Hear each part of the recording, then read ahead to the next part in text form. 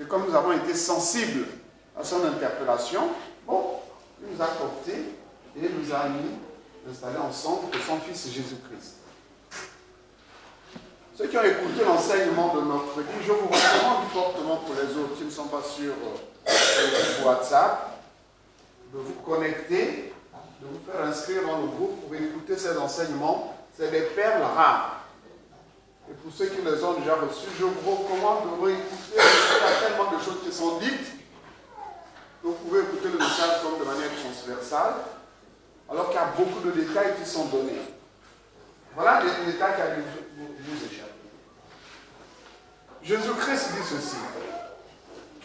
Tu as la foi petite comme un grain de folon. C'est le plus petit grain que nous avons dans nos... Les autres, c'est la moutarde, mais chez nous, c'est le folon.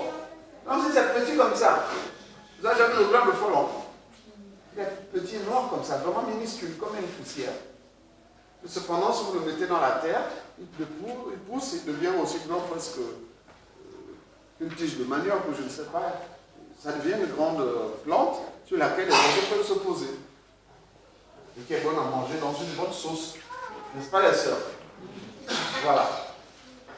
Donc il dit, si tu as une foi petite comme ça, tu peux dire à cette montagne, ôte-toi là, et va te mettre et jeter dans la mer.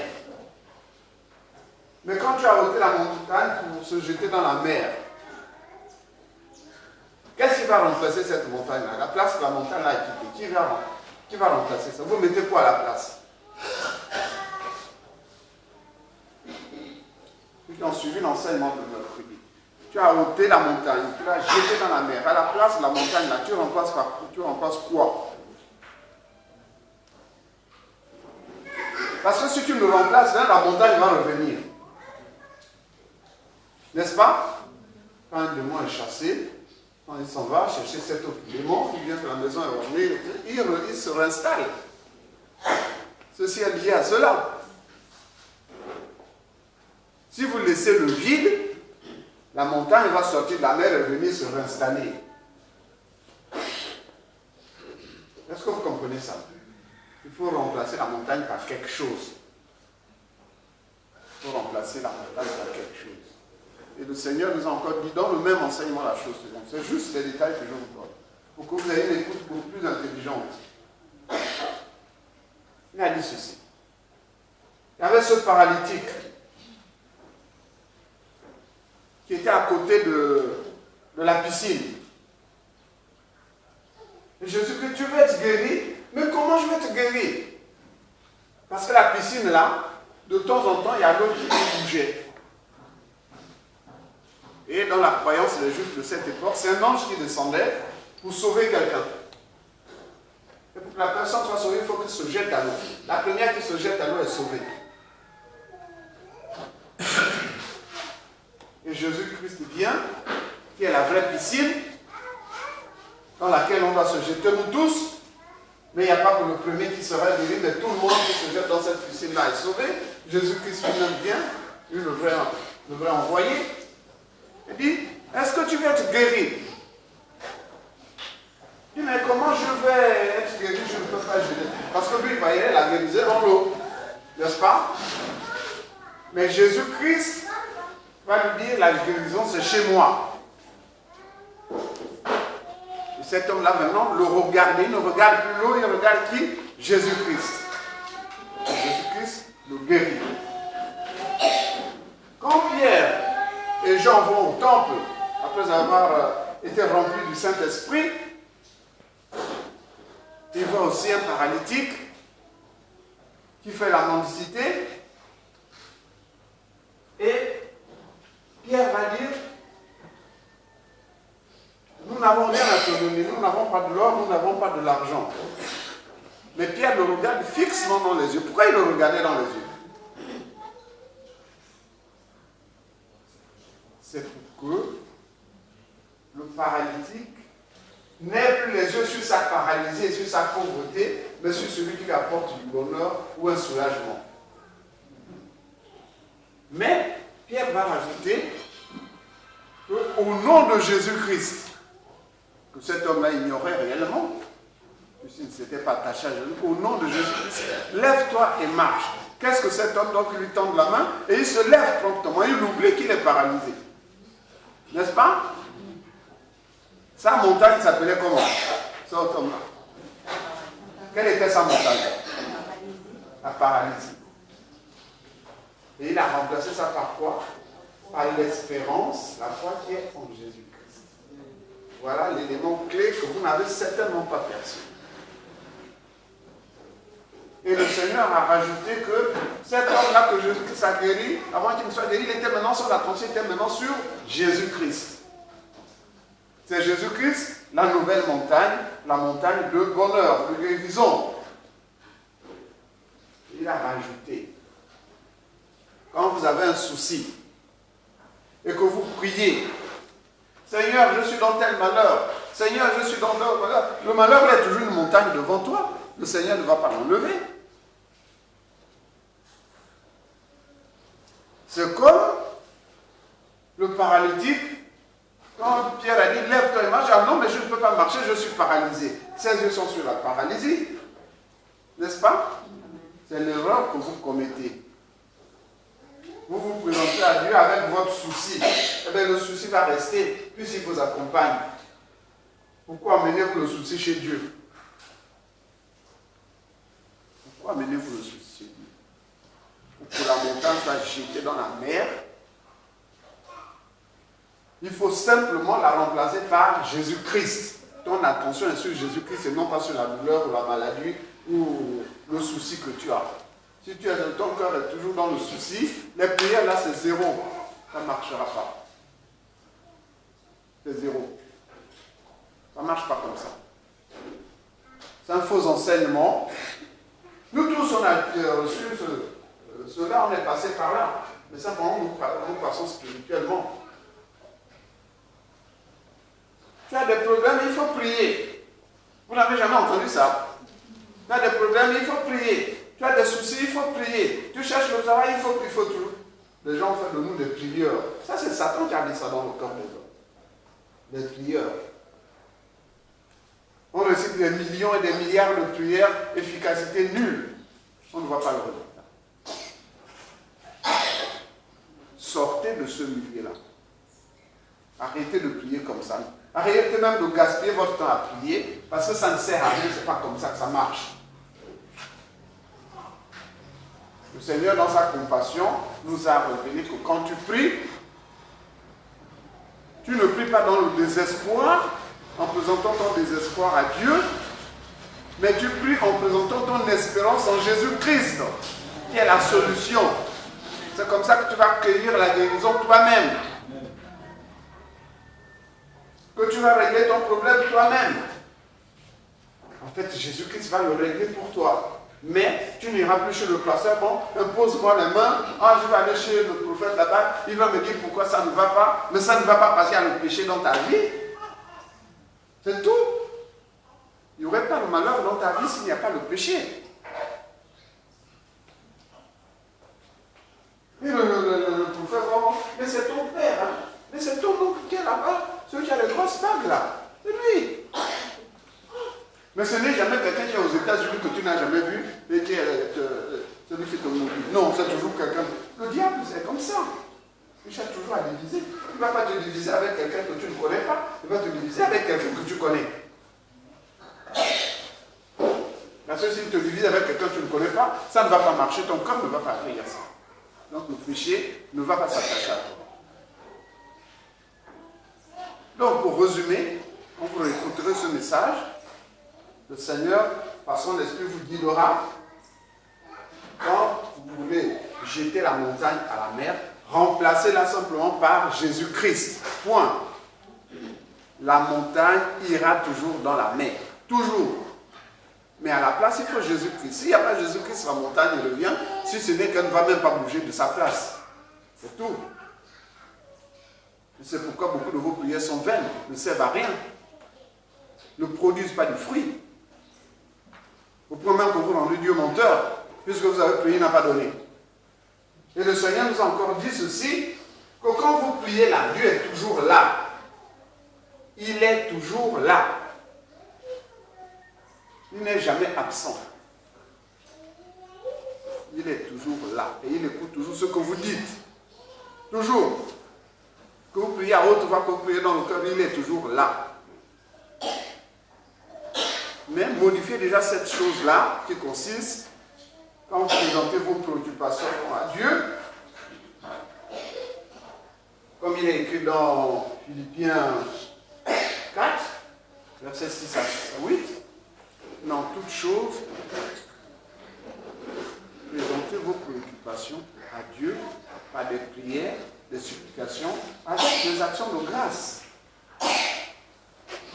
Présenter vos préoccupations, présenter la préoccupation veut dire, j'étais dans tel souci, maintenant Seigneur, j'ai l'espérance de la solution en toi. Et ton cœur est envahi par cette espérance-là et le souci recule. On va le lire d'ailleurs. Philippiens 4, un verset qu'on a déjà lu plusieurs fois, relisons-le. Philippiens 4, à partir du verset 6. Ne vous inquiétez de rien. Voilà, écoutez bien, reprends. Ne vous inquiétez de rien. Mais en toute chose, faites connaître vos besoins à Dieu par les prières, les supplications, avec les actions de grâce. Ensuite, et la paix de Dieu, qui surpasse toute intelligence, gardera vos cœurs et vos pensées en Jésus-Christ. Voilà. Ne vous inquiétez de rien, c'est-à-dire ne venez pas vers moi avec les inquiétudes. Laissez ça derrière. Le problème, il est là. Il n'a pas encore bougé. Mais ce qui doit bouger de toi, c'est l'inquiétude. Ça doit bouger. Et tu as le pouvoir de faire bouger ça. Le pouvoir est entre tes mains. Ce n'est pas entre les mains du pasteur. C'est entre tes mains.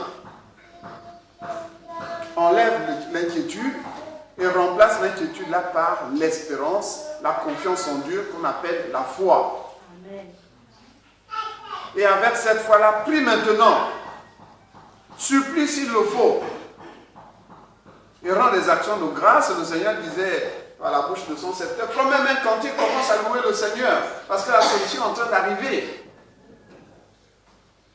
C'est cette audace-là qu'il faut oser avoir, bien-aimé. C'est cette audace-là que vous n'avez pas. C'est cette audace qu'il faut avoir. Le souci est là, tu as le pouvoir de le mettre derrière et mettre Jésus-Christ devant. Que Jésus-Christ devienne la nouvelle montagne de bénédiction. Est-ce que vous comprenez ça? Amen. Pour que vous recoutez cet enseignement-là, en ayant de l'intelligence. Ne l'écoutez pas comme écoutons seulement la parole comme ça, mais il y a des choses spirituelles profondes dans ce message-là, pour qu'elles ne restent pas cachées pour vous. Écoutez avec l'appui du Saint-Esprit qui est au-dedans de vous. Est-ce que vous comprenez? Pour que cette parole-là véhicule effectivement la vie qui est en elle. Pour que cette parole-là véhicule la puissance de Dieu, le pouvoir de Dieu qui est en elle. Est-ce que vous comprenez? Donc c'était juste une parenthèse, mais une parenthèse utile. Une parenthèse utile. Pour que vous ne soyez pas comme les autres chrétiens qui prient, efficacité nulle. Les prières ne sont jamais exaucées. Parfois ils se disent, bon, Dieu ne m'écoute pas. Mais Dieu t'écoute. Tu connais même la Bible, tu dis qu'il ne m'écoute pas. Il t'écoute. Avant même que tu ouvres la bouche, il sait même ce que tu vas dire. En plus forte raison quand tu le dis. Il écoute. Mais si la prière n'est pas efficace, c'est simplement que tu ne pries pas de la bonne manière. Tu as un souci dans le cœur, tu pries avec le souci. Une voiture a failli, oh mon Dieu, tu sursautes. Mais quel est le Dieu que tu invoques dans la peur comme ça? La voiture dit, Seigneur, tu m'as épargné. Voilà. Puisque tu es encore en vie. Hein? Mon Dieu, dans la panique, ça veut dire que tu étais égaré. Et tu te réveilles maintenant parce que la mort t'a frôlé. Mais c'est Dieu qui t'interpelle t'interpelle. Réveille-toi, toi qui dors. Relève-toi donc les morts. C'est Dieu qui t'interpelle. Puisque tu es tellement distrait, bon, il va te bousculer par un risque d'accident pour te réveiller. Oui, c'est ce qui se passe pour de vrai. Et vous, manquant d'intelligence, mais le taximan est bourré ou quoi? Non, ce n'est pas le taximan qui est bourré, c'est toi qui es distrait. Et Dieu est en train de t'interpeller. Voilà la vérité. Tu es en train de marcher, boum, le pied cogne sur un caillou. Oh, le caillou va pas la route là, mais sinon qu'à ranger la route là. Non, ce n'est pas la pauvre route et les autorités qui n'ont pas rangé la route. Dieu a mis le caillou là pour te réveiller. Il t'interpelle. Et je commence d'abord à ce qu'il ait un petit mal au pied. Et puis la prochaine fois, comme tu es toujours en tête, boum, tu tombes et tu te fais mal. Ah, j'ai glissé. Oui, mais tu te souviens que la dernière fois, tu avais cogné d'abord le pied. Dieu t'a interpellé, tu es toujours distrait. Maintenant, tu tombes juste pour te réveiller. Mais c'est la vérité, bien aimé. Est-ce que vous comprenez ça? Dieu nous parle tantôt d'une manière, tantôt d'une autre. Tu cognes le pied au sol, où est Dieu là? Mais c'est Dieu qui a permis ça. Pour t'interpeller parce que tu es égaré. Ces jours-ci, nous sommes en train de parler des fruits de la repentance. L'homme est un arbre qui produit en permanence du fruit. En permanence. Même quand vous dormez, vous produisez toujours du fruit. Mais il y a plusieurs fruits. Il y a plusieurs fruits. Il y a le fruit de la repentance sur lequel nous sommes. Il y a le fruit de l'esprit. Il y a le fruit de justice. Il y a le fruit du péché. Pour ne citer que cela. Nous sommes en train de voir les fruits de la repentance. C'est-à-dire les fruits que vous produisez quand vous commencez à vous détacher du péché. Que vous produisez quand vous commencez à vous éloigner de la vie de péché. Du fruit que vous produisez quand vous commencez à regretter votre passé et la manière dont vous vivez. Nous avons vu premièrement le regret de l'état de péché. Qu'est-ce que l'état de péché? C'est l'état de l'homme qui est séparé de Dieu. C'est l'homme qui prie, Dieu n'exauce pas. Voilà l'état de péché. C'est lié à l'état de péché. C'est pourquoi Dieu n'exauce pas. Dieu n'exauce pas les pécheurs. Vous comprenez maintenant pourquoi les prières ne sont pas exaucées? Parce que vous êtes dans l'état de péché. C'est tout. Non, le Seigneur vous regarde. Ce sont vos péchés qui font un écran entre vous et Dieu. Mais Dieu écoute.